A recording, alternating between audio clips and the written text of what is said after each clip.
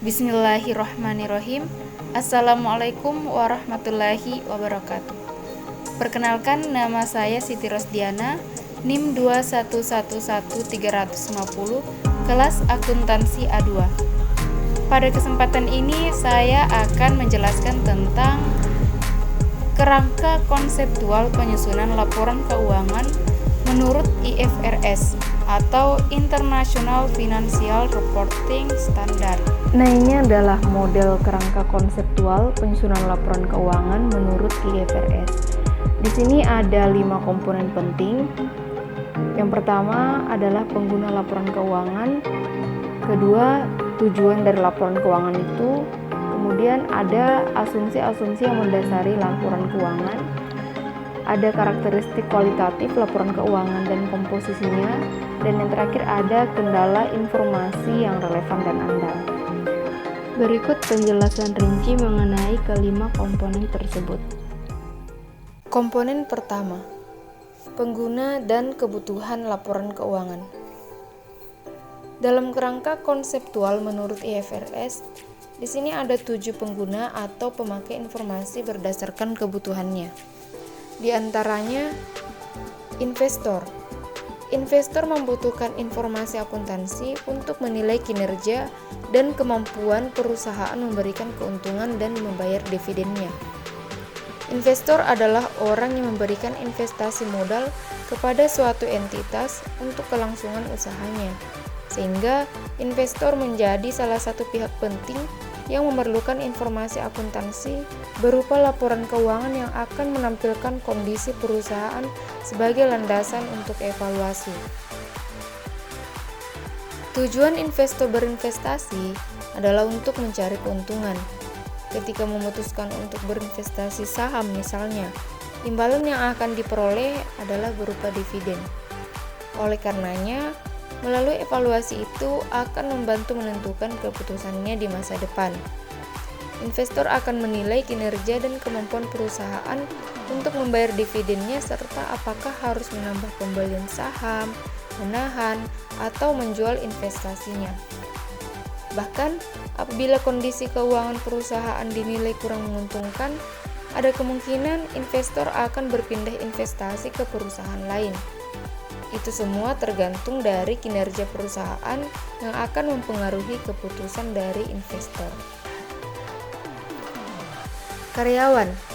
Karyawan membutuhkan informasi akuntansi untuk melihat kemampuan perusahaan dalam memberikan balas jasa, manfaat pensiun, dan kesempatan kerja. Dengan informasi keuangan yang disajikan, akan menunjukkan stabilitas dan profitabilitas perusahaan, sehingga karyawan dapat memprediksi prospek karirnya di masa depan. Apakah perusahaan dapat atau masih mampu memberikan balas jasa, memberikan tunjangan-tunjangan seperti manfaat pensiun kepada karyawannya, pemberian bonus, bahkan kesempatan untuk bekerja lebih lama. Dengan melihat kenaikan profitabilitas perusahaan yang naik dari tahun ke tahun, karyawan juga dapat mengajukan kenaikan gaji atau jabatan apabila dirasa memiliki kinerja yang bagus dan memiliki peran penting dalam peningkatan kinerja perusahaan. Pemberi pinjaman atau kreditur. Pihak ini membutuhkan informasi akuntansi untuk menilai dan mengukur kemampuan perusahaan membayar pinjaman pada saat jatuh tempo beserta bunganya. Kadangkala, perusahaan memerlukan pinjaman modal untuk kelangsungan usahanya. Contohnya bank misalnya, sebagai pihak krediturnya. Sebelum menyetujui akan memberikan pinjaman, bank akan memerlukan informasi laporan keuangan untuk mengevaluasi terlebih dahulu. Laporan keuangan yang disajikan ini akan menjadi bahan acuan bagi bank untuk menolak atau menyetujui pinjaman yang diajukan suatu entitas.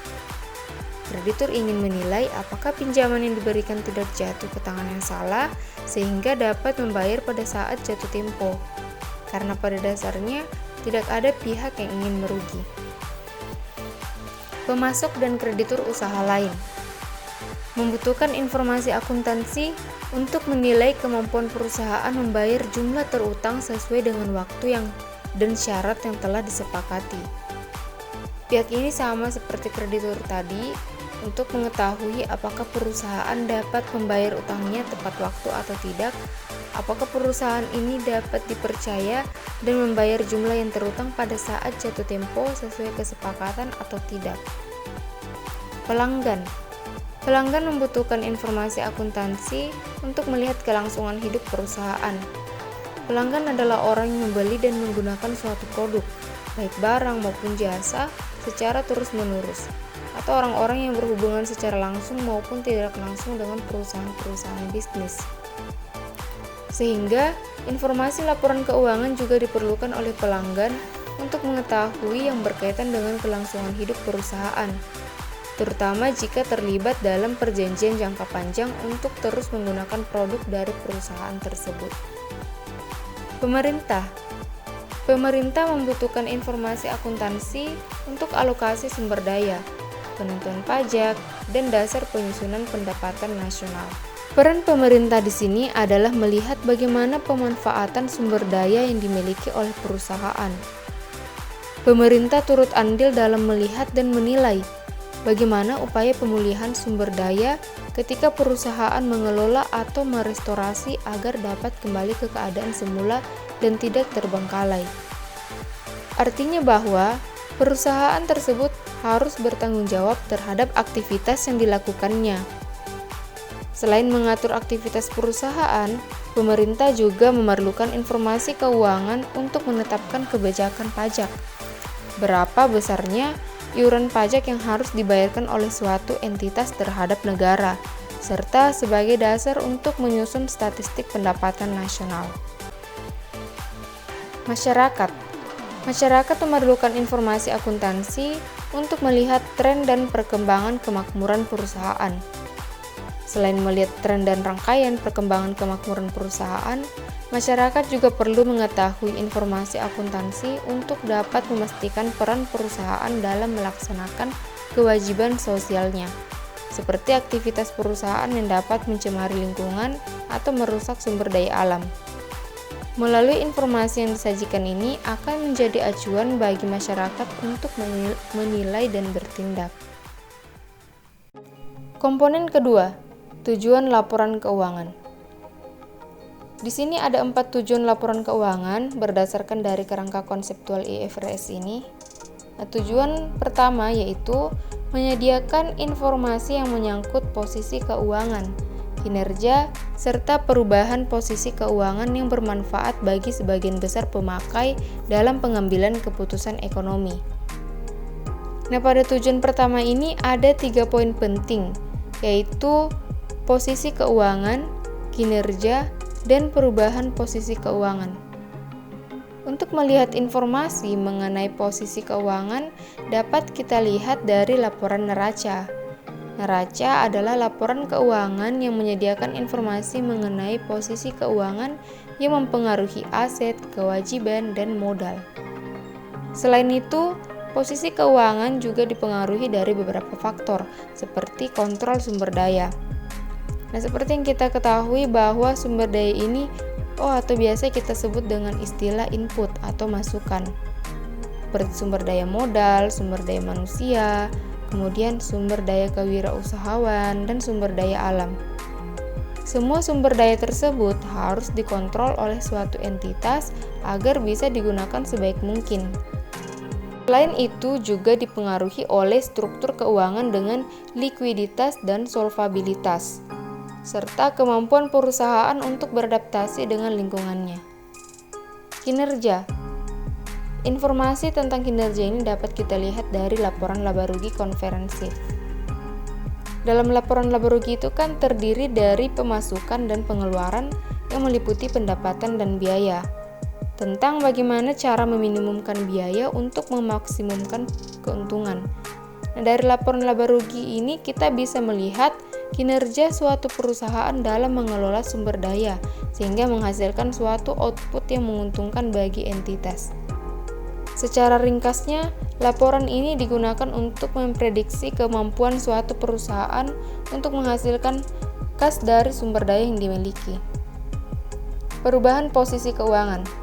Nah, ini dapat kita lihat dari laporan arus kas yang menyajikan informasi tentang aktivitas investasi, pembiayaan, dan operasi yang menjadi bukti bahwa perusahaan telah beroperasi dalam periode berjalan.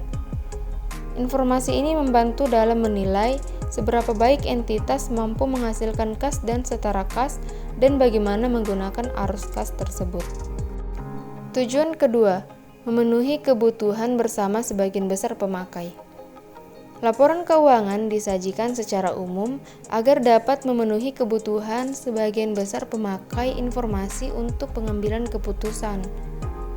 Oleh karenanya, laporan keuangan harus disajikan dalam general purpose atau serbaguna, yaitu satu laporan keuangan dapat diakses oleh seluruh pemakai. Karena jika disajikan dalam bentuk yang berbeda, maka akan menjadi pertanyaan, apakah laporan tersebut sudah memenuhi karakteristik yang relevan dan andal atau tidak. 3. Menyediakan pengaruh keuangan dari kejadian di masa lalu dan tidak diwajibkan menyediakan informasi non-keuangan. Akuntansi selalu berorientasi pada transaksi rincian keuangan yang sudah berlangsung atau berorientasi pada historis masa lalu. Semua kejadian dan transaksi yang sudah terjadi diidentifikasi dan dikumpulkan untuk kemudian dicatat dan dianalisis menjadi laporan keuangan yang menghasilkan informasi bisnis. Karena pada dasarnya adalah laporan keuangan, maka yang disajikan haruslah wajib dalam bentuk keuangan. Adapun informasi non-keuangan bersifat sukarela saja, tergantung entitas mau menyediakan atau tidak sesuai kebutuhan. Keempat, laporan keuangan menunjukkan apa yang telah dilakukan manajemen atau stewardship dan pertanggungjawaban sumber daya yang dipercayakan kepadanya. Manajemen adalah orang yang bertugas untuk melakukan planning, organizing, actualing atau directing, serta controlling terhadap sumber daya perusahaan. Melalui laporan keuangan ini, akan menunjukkan apa saja yang sudah dilakukan oleh pihak manajemen demi kelangsungan perusahaan. Bagaimana kinerja manajemen dalam melaksanakan tugasnya untuk mengelola sumber daya agar dapat menghasilkan laba kepada perusahaan, sehingga bentuk pertanggungjawabannya dapat dilihat pada informasi laporan keuangan. Komponen ketiga, asumsi yang mendasari. Kerangka ini menetapkan dua asumsi yang harus mendasari laporan keuangan. Asumsi ini diharapkan dapat memenuhi tujuan laporan keuangan. Yang pertama adalah basis akrual. Menurut basis ini, transaksi dan peristiwa lain akan dicatat atau diakui pada saat terjadi, bukan pada saat kas atau setara kas diterima atau dibayarkan. Dan transaksi itu dilaporkan pada laporan keuangan periode terkait. Jadi, pencatatannya dilakukan pada saat transaksi terjadi walaupun kasnya belum diterima. Dengan menggunakan basis akrual, pencatatan tentu lebih akurat serta aset, kewajiban, dan modal lebih mudah untuk diukur, terutama dalam hal pengakuan utang piutang, jika transaksi dilakukan secara kredit.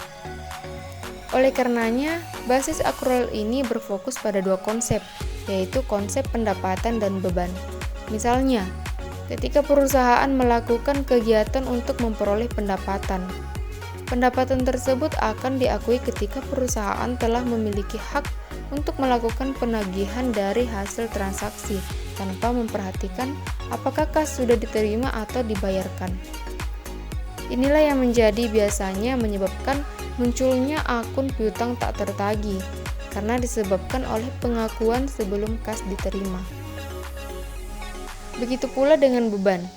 Pengakuan biaya pada akrual basis dilakukan ketika transaksi pembayarannya sudah terjadi. Pada saat kewajiban membayar sudah terjadi, ini dianggap sebagai titik awal munculnya biaya, meski biaya itu belum dibayar. Hal ini berbeda dengan basis kas yang pengakuannya dilakukan pada saat kas dan setara kas diterima, bukan pada saat kapan benar-benar diperoleh atau terjadi. Seperti jika terjadi penjualan kredit, entitas tidak akan mencatat sebelum kasnya diterima, sedangkan basis akrual itu mengakui aset selain kas. sehingga basis kas ini dinilai kurang akurat dalam memberikan gambaran yang lebih baik tentang profitabilitas bisnis dan operasinya. Asumsi yang kedua adalah kelangsungan usaha atau going concern. Laporan keuangan dibuat seolah-olah perusahaan akan terus beroperasi dalam jangka waktu yang panjang untuk dapat mencapai tujuannya dan menjalankan kewajibannya. Dari asumsi ini, entitas tidak bermaksud untuk mengurangi skala usahanya, melainkan akan berusaha agar entitas dapat terus beroperasi dan menghasilkan keuntungan untuk jangka waktu yang lama. Dengan asumsi going concern ini juga bisa membuat kreditur tidak ragu untuk memberikan pinjaman karena yakin bahwa perusahaan akan membayar kewajibannya. Komponen keempat, karakteristik kualitatif laporan keuangan dan komposisinya. Di sini ada 4 karakteristik kualitatif yang harus dimiliki oleh laporan keuangan menurut IFRS. Yang pertama adalah mudah dipahami. Nah, laporan keuangan harus menyajikan informasi yang mudah dipahami oleh semua pengguna dan disajikan dalam format yang dapat dimengerti dan jelas. Selain itu, perlu adanya timbal balik, karena 2 faktor yang mempengaruhi keterpahaman informasi adalah pemakai dan informasi itu sendiri. Kita analogikan informasi ini adalah sebuah perangkat komputer misalnya. Nah, perangkat tersebut akan bermanfaat bagi pemakai jika tahu cara menggunakannya. Berbeda dengan orang yang awam terhadap perangkat tersebut sehingga sulit untuk mengaplikasikan dan memahami. Betapapun canggihnya, suatu perangkat tidak menjadi bermanfaat jika pemakai tidak mengetahui cara menggunakannya. Begitu pula dengan informasi laporan keuangan, sehingga para pengguna juga harus memiliki pengetahuan tentang bisnis, kegiatan ekonomi, akuntansi, dan bersedia untuk mempelajari informasi yang sudah disajikan dengan tekun. Karakteristik kualitatif yang kedua adalah relevansi. Laporan keuangan dikatakan relevan apabila informasi yang disajikan dapat mempengaruhi keputusan ekonomi pengguna untuk menentukan pilihan. Nah, relevansi ini terbagi menjadi 3 komposisi. Yang pertama adalah nilai prediksi. Maksudnya, laporan keuangan itu dapat membantu para pengguna untuk mengevaluasi kejadian masa lalu, sekarang atau kejadian masa depan yang berkaitan dengan entitas. Kedua, nilai konfirmasi. Maksudnya, laporan keuangan tersebut dapat mengkonfirmasi dan mengoreksi harapan-harapan pemakai di masa lalu dari evaluasi yang telah dibuat. Jadi nilai konfirmasi adalah kemampuan informasi untuk dijadikan basis mengevaluasi apakah keputusan-keputusan masa lalu adalah tepat dengan datangnya informasi tersebut. 3. Materialitas. Ini maksudnya adalah kesalahan penyajian, termasuk penghilangan dianggap material bila kesalahan penyajian tersebut secara individual atau agregat diperkirakan dapat mempengaruhi keputusan ekonomi yang akan diambil oleh para pengguna berdasarkan informasi yang diterima. Karakteristik kualitatif yang selanjutnya adalah keandalan. Informasi dikatakan andal apabila informasi tersebut bebas dari kesalahan dan bias dan dapat diandalkan oleh pengguna untuk mewakili peristiwa dan transaksi. Informasi dikatakan andal apabila memiliki kemampuan untuk memberi keyakinan bahwa informasi tersebut benar atau valid dan bebas dari informasi yang menyesatkan. Nah, agar suatu informasi dapat diandalkan, maka harus memenuhi persyaratan komposisi keandalan yang telah ditetapkan oleh IFRS seperti yang pertama, penyajian yang wajar atau jujur. Maksudnya, laporan keuangan itu harus menampilkan informasi yang jujur terhadap kondisi entitas, seperti dalam laporan neraca, laba rugi, perubahan modal, dan arus kas, benar-benar menggambarkan keadaan yang sebenarnya, berdasarkan transaksi dan peristiwa yang telah terjadi, serta disajikan secara wajar. Kedua, substansi mengungguli bentuk. Maksudnya, setiap transaksi yang dinilai adalah substansinya, bukan bentuknya. Artinya, misalkan terjadi pembelian secara kredit. Nah, siapapun yang menikmati suatu barang, meskipun secara hukum yang memiliki adalah pihak lain dikarenakan barang tersebut belum lunas dan masih menjadi hak pemberi kredit secara hukum, Pemilik yang diakui tetaplah yang menikmati atau yang memakai, karena barang tersebut sudah berpindah tangan dan telah dinikmati oleh pemakai. Semua kerusakan yang terjadi terhadap barang tersebut akan menjadi tanggungannya, sehingga barang bisa diakui sebagai aset. Jadi substansi adalah orang yang menikmati atau memakai, sedangkan bentuk adalah pihak yang memiliki secara hukum. Ketiga, netralitas. Artinya tidak memihak. Seperti tidak membuat laporan khusus kepada pengguna lain, melainkan laporan yang dibuat adalah laporan yang serbaguna, satu untuk semua. Keempat, pertimbangan yang sehat. Maksudnya, informasi akuntansi yang disajikan harus benar-benar berguna untuk menghadapi ketidakpastian ekonomi, sehingga para pemakai dapat menggunakan informasi tersebut untuk pertimbangan yang sehat bagi entitas di masa yang akan datang.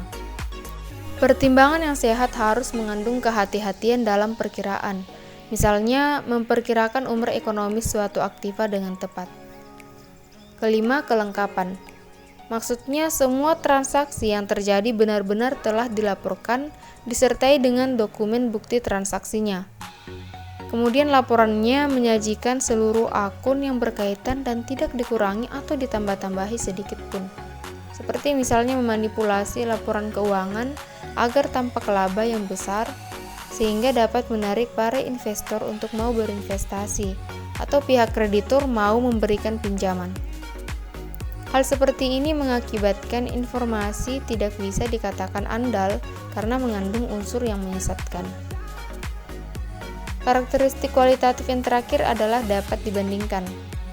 Laporan keuangan yang baik adalah laporan keuangan yang dapat dibandingkan agar dapat menganalisis tren kinerja entitas dan posisi suatu entitas dalam lingkungan usaha. Ada dua cara membandingkan, yaitu dengan cara internal dan cara eksternal. Cara internal adalah laporan keuangan tersebut dibandingkan dengan tahun sebelumnya atau antar periode, sehingga dapat diidentifikasi kecenderungan posisi dan kinerja perusahaan pada saat beroperasi. Dari identifikasi tersebut bisa saja ada informasi penting yang diperoleh. Cara kedua adalah perbandingan eksternal.